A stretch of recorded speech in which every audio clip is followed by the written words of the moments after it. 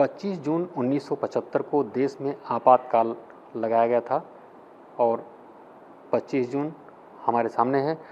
हम इस समय उत्तर प्रदेश विधानसभा के अध्यक्ष हृदय नारायण दीक्षित जी के साथ हैं, उनसे बात करेंगे। कल 46 वर्ष पूरे हो रहे हैं आपातकाल को लेकर के, क्या कहना चाहेंगे अभी? भारत की नई पीढ़ी को 45 वर्ष पुरानी ये घटना याद नहीं है। आवश्यकता इस बात की है कि देश में संसदीय जनतंत्र का खात्मा करने, पूरी व्यवस्था को तानाशाही के माध्यम से कुचल देने के लिए तत्कालीन प्रधानमंत्री श्रीमती इंदिरा गांधी द्वारा लगाए गए आपातकाल का स्मरण जरूरी है। यह आपातकाल, इसमें देश के प्रत्येक नागरिक का उत्पीड़न हुआ था और प्रेस की स्वतंत्रता कुचल दी गई थी। विचार अभिव्यक्ति की आज़ादी का कोई नामो निशान नहीं बचा था। सभी विपक्षी नेता जेल में थे, हम लोग भी जेल में थे। विपक्ष की अनुपस्थिति में श्रीमती इंदिरा गांधी जी के नेतृत्व में संविधान के अनेक संशोधन हुए, लगभग 53, और उसमें से प्रत्येक संविधान संशोधन व्यक्ति की स्वतंत्रता को प्रभावित करने वाला था।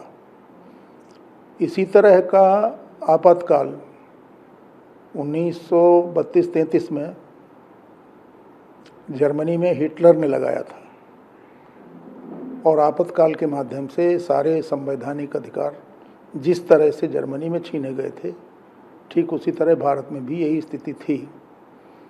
हम लोग लंबे समय तक जेल में रहे। मैं स्वयं 19 महीने से ज़्यादा जेल में रहा।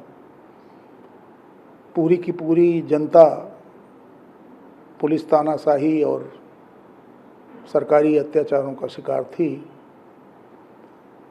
और पूरा देश कराह रहा था आपातकाल से। आंदोलन भी हुए। मैंने स्वयं अपनी आँखों से देखा,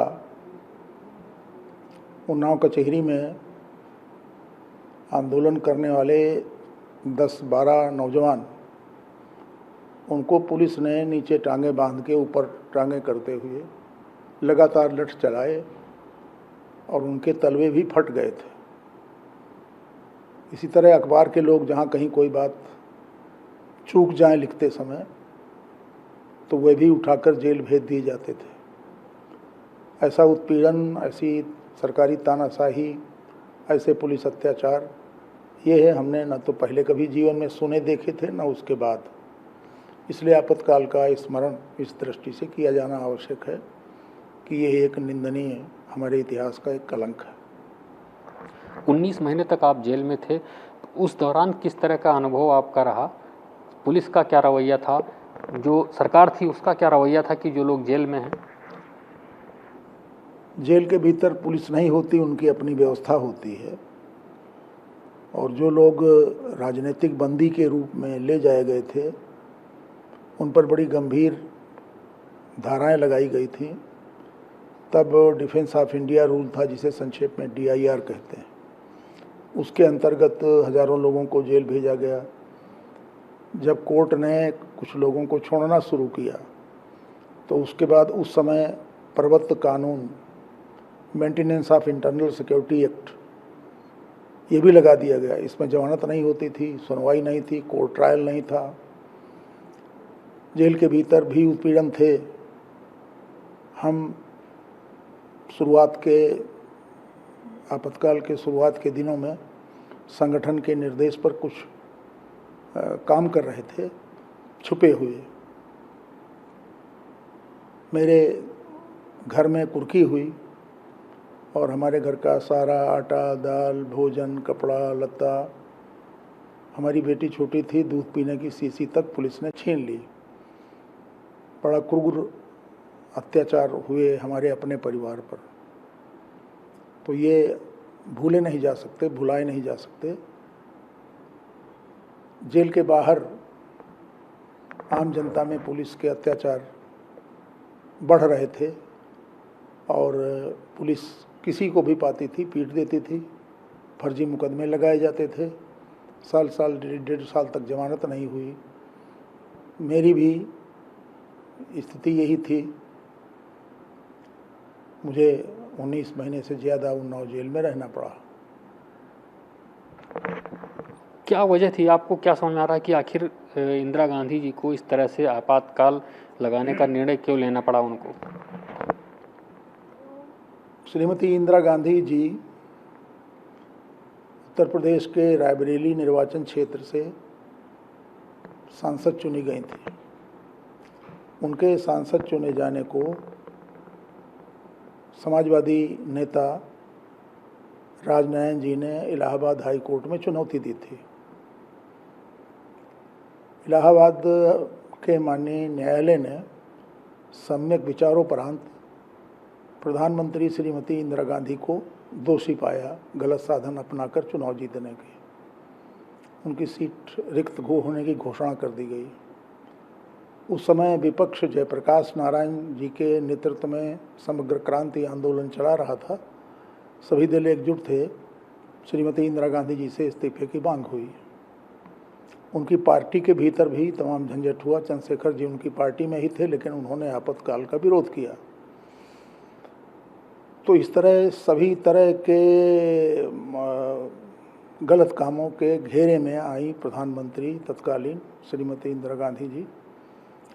उनको ये विचार सूझा कि आंदोलन रोका जा सकता है और आंदोलन रोकने, विचार अभिव्यक्ति की आज़ादी समाप्त करने जैसे सभी विषयों पर उनके यहाँ गंभीर चर्चा हुई और उन्होंने देश में आपातकाल की घोषणा कर दी। और संविधान में एक अजीब तरह का संशोधन कराया गया कि जो व्यक्ति लोकसभा चुनाव जीतकर प्रधानमंत्री हो जाता है तो उसके चुनाव की याचिका दायर नहीं की जा सकती। ये प्राविधान ही हटा दिया गया। जैसे इस समय प्राविधान है कि कोई एमपी हो, कोई एमएलए हो, माननीय न्यायालय द्वारा घोषित हो जाए कि उसने अनुचित साधनों का उपयोग किया है चुनाव जीतने में, तो उसकी सीट खाली हो जाती। लेकिन श्रीमती इंदिरा जी ने ये कराया कि जो जीतकर प्रधानमंत्री हो गया है उसके बारे में कोर्ट सुनवाई नहीं कर सकते। तो बात तो असल में उत्ताप और तनाव प्रधानमंत्री श्रीमती इंदिरा गांधी के मन में था और उन्होंने पूरे देश को आग में झोंक दिया। कांग्रेस के जो नेता उस समय विरोध कर रहे थे और जो विपक्ष था वो कितना मतलब ताकतवर थे, उनकी किस तरह से आवाज़ उठी और उनको किस तरह से कुचलने का काम किया गया उस समय, और मौजूदा समय में जो कांग्रेस है वो चूँकि एक स्वतंत्र टिप्पणीकार के रूप में हम इस बात को आपसे जानना चाहेंगे कि मौजूदा समय में जो विपक्ष है वो कहता है कि यह सरकार जो है वो एक तानाशाह रुख अख्तियार करती है। तो क्या उनके कहने और जो पहले की व्यवस्था थी उसमें आप कुछ स्पष्ट करें? पहले वाली व्यवस्था तो बड़ी खतरनाक थी। संविधान के अधिकांश हिस्से ये सब उस समय संविधान संशोधन द्वारा समाप्त कर दिए गए थे और सबसे बड़ा अधिकार पत्रकार का, हमारा, आपका है, विचार अभिव्यक्ति की आज़ादी का। उस समय सभी मौलिक अधिकार निलंबित कर दिए गए थे। तो मौलिक अधिकारों के होने के कारण ही लोकतंत्र है। मौलिक अधिकारों के होने के कारण ही आप हमसे सवाल पूछ रहे हैं और हम उत्तर दे रहे हैं। तो आज की तारीख में तो कहीं मौलिक अधिकार निलंबन का कोई प्रश्न ही नहीं उठता। और जहाँ तक राजनीतिक आरोपों की बात है वो एक अलग विषय है। उस समय तो छोटे छोटे बच्चे तक बंद कर दिए गए थे और मैं जिस गांव का रहने वाला हूं उस गांव के 17-18 वर्ष के पड़ोस के एक युवक की ज़बरदस्ती नसबंदी कर दी गई थी। तो नसबंदी का भी अपना कहर था। इसकी तुलना आज की तारीख से तुलना करना ये ठीक नहीं है। इस समय प्रेस पूरी तौर पर स्वतंत्र है, जो चाहे सो लिख सकता है, सड़क पर भाषण देना, वक्तव्य देना, इसकी पूरी आज़ादी है, संविधान प्रदत्त। तो हमारा संविधान अपने मूल रूप में अपनी पवित्रता बनाए रखकर इस समय की सरकार संवैधानिक संस्थाओं का आदर करती है और सब कुछ मुक्त दिखाई पड़ रहा है। जेल के दौरान कोई आपको अनुभव याद आ रहा हो, कोई उस तरह से संस्मरण जो सुनाना चाहेंगे?